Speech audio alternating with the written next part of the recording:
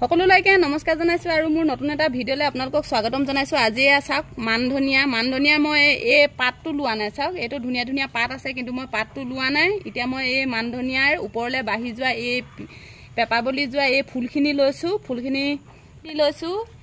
এই ফুলখিনিও এটাৰ ফুলটো ফুৱাল ওলাই গৈছিলে।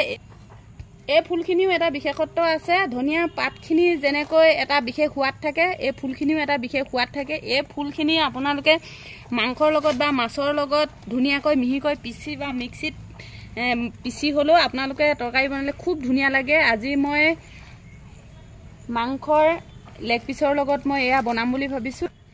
এয়া চাওক ছিঙি লৈছোঁ আৰু এনেকৈ মই বিচাৰি এমুঠিমান ছিঙি ল'ম। এতিয়া মই মাংসখিনি ধুনীয়াকৈ ধুই পখালি ল'লোঁ। ইয়াত মাংস কেইবাডোখৰো আছে। মই ইয়াৰে 5 ডোখৰমান মাংসহে বনাম, বাকীখিনি বেলেগকৈ বনাম। এতিয়া মই এই মাংসখিনি ধুনীয়াকৈ বইল হ'বলৈ দিলোঁ আৰু বইল কৰি উঠাই ল'লোঁ। এইফালে মাংসখিনি বনাবৰ কাৰণে এয়া মই নহৰু লৈছোঁ। নহৰু সম্পূৰ্ণৰূপে বাকলিটো গুচাই লোৱা নাই।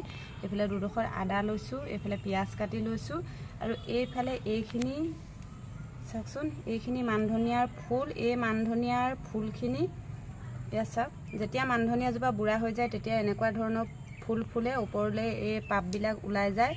আৰু এই তৰকাৰীখনৰ একেবাৰে সোৱাদ লগা বিশেষত্ব এইটোৱে যে এই মান ধনিয়াৰ এনেকৈ ফুলবিলাক দিলে ইয়াৰ এটা বিশেষ সুগন্ধি আহে আৰু ইয়াৰ সোৱাদটো বেলেগ হয়। সেইটো কাৰণে মই এইটো ব্যৱহাৰ কৰিছোঁ, পাতবিলাক ব্যৱহাৰ কৰা নাই।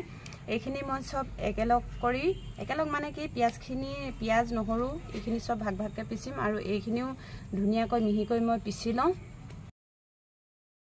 এইফালে এয়া মান ধনিয়া পাতখিনি ধুনীয়াকৈ পিচি ল'লোঁ আৰু এইফালে পিঁয়াজ পিচি লৈছোঁ, এইফালে আদা নহৰু পিচি লৈছোঁ আৰু এডোখৰ নেমু লৈছোঁ। এইখিনি এতিয়া মই তললৈ নমাই লৈছোঁ। ইয়াতে মাংসখিনিত মই এয়া নেমু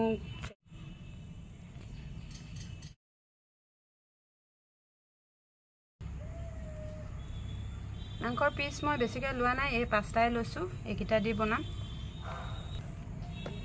ইয়াতে মই অকণমান হালধি সানি ল'ম আৰু এয়া নেমু চেপি ল'ম।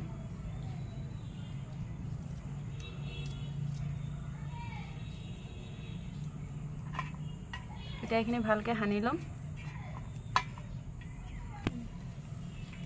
এয়া ধুনীয়াকৈ হালধি আৰু নেমুখিনি সোমাই যোৱাকৈ এয়া সানি ল'লোঁ মই। এতিয়া কেৰাহীখন পাতি লওঁ। এয়া কেৰাহীখন গৰম হোৱাৰ লগে লগে মই ইয়াত মিঠাতেল দি লৈছোঁ। তেলখিনি ধুনীয়াকৈ গৰম হৈ গৈছে। এতিয়া এপিচ এপিচকৈ মাংসখিনি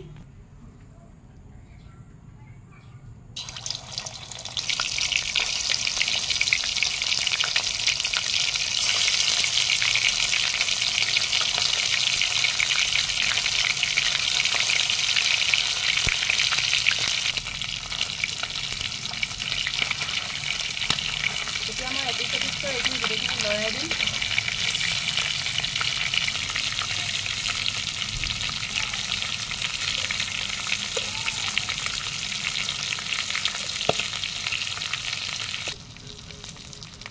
মাংসখিনি ধুনীয়াকৈ ৰঙচুৱাকৈ ভজা হৈ গৈছে। এতিয়া মই এইখিনি কাঢ়ি ল'ম।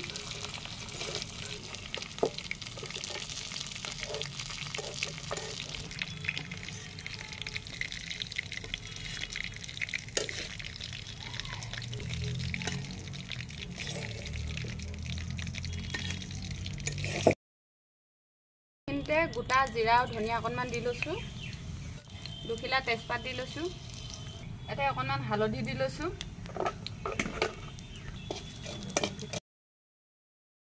খুন্দাখিনি দি ল'ম আৰু পিঁয়াজখিনিও দি ল'ম। এইখিনি আদা নহৰু দি লৈছোঁ।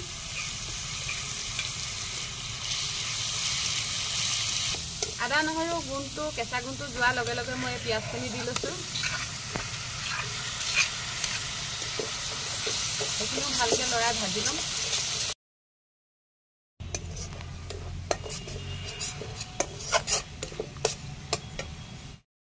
এইফালে মছলাখিনি ধুনীয়াকৈ সিজিলে। এতিয়া মই ইয়াত জলকীয়া গুড়ি আৰু ধনিয়া গুড়ি, জিৰা গুড়ি দি দিছোঁ।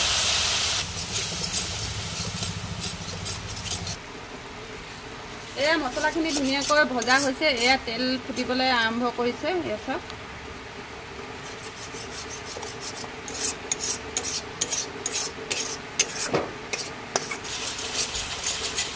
মছলাখিনি আপোনালোকে যিমান সুন্দৰকৈ ভাজিব পাৰে সিমানেই তৰকাৰীখনৰ সোৱাদটো বাঢ়ি যায়। এয়া মছলাখিনি মই বহুত ধুনীয়াকৈ ভাজি লৈছোঁ। এতিয়া পিচি থোৱা মান ধনিয়াখিনি ইয়াতে মই দি ল'ম। এয়া চাওক এবাটি মান ধনিয়া পিচি লৈছোঁ, পানীৰ সৈতে এনেকৈ দি দিম। আৰু এইখিনিও ধুনীয়াকৈ সিজিবলৈ মই অকণমান টাইম এনেকৈ লৰাই এয়া চাওক মছলাখিনি খুব ধুনীয়াকৈ উতলি আছে, তেল ফুটিবলৈ আৰম্ভ কৰিছে। ইফালে বহুত ডাঙৰকৈ বৰষুণ আহিলে, বৰষুণৰ শব্দত একোৱেই নুশুনা হৈছোঁ। এতিয়া এনেকৈ মই মাংসখিনি দি যাম।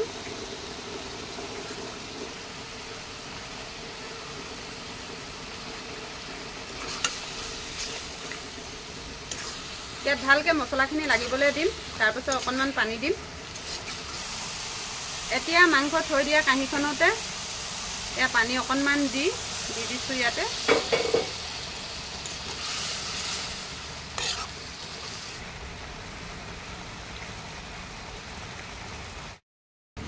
আৰু অকণমান মই পানী দি ল'লোঁ। এতিয়া সোৱাদ অনুযায়ী মই নিমখ দি দিছোঁ। এয়া চাওকচোন কিমান ধুনীয়া হৈছে। আপোনালোকেও এনেকৈ বনাই খাব পাৰে। একেবাৰে শেষত মাংসৰ সোৱাদটো দুগুণে বাঢ়িবলৈ মই ইয়াত অকণমান জালুক ব্যৱহাৰ কৰিছোঁ।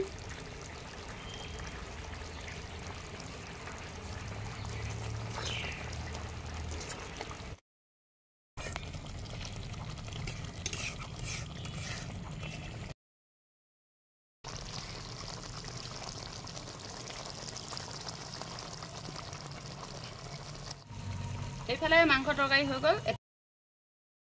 এইফালে ভাত বাঢ়ি ল'লোঁ আৰু অকণমান কলপাত দি লৈছোঁ ইয়াতে। এয়া অকণমান ভোট জলকীয়া আচাৰ লৈ লৈছোঁ। এইফালে অকণমান বাঁহগাজৰ আচাৰ লৈ লৈছোঁ। এইফালে মাংসখিনি বাঢ়ি লৈছোঁ মই।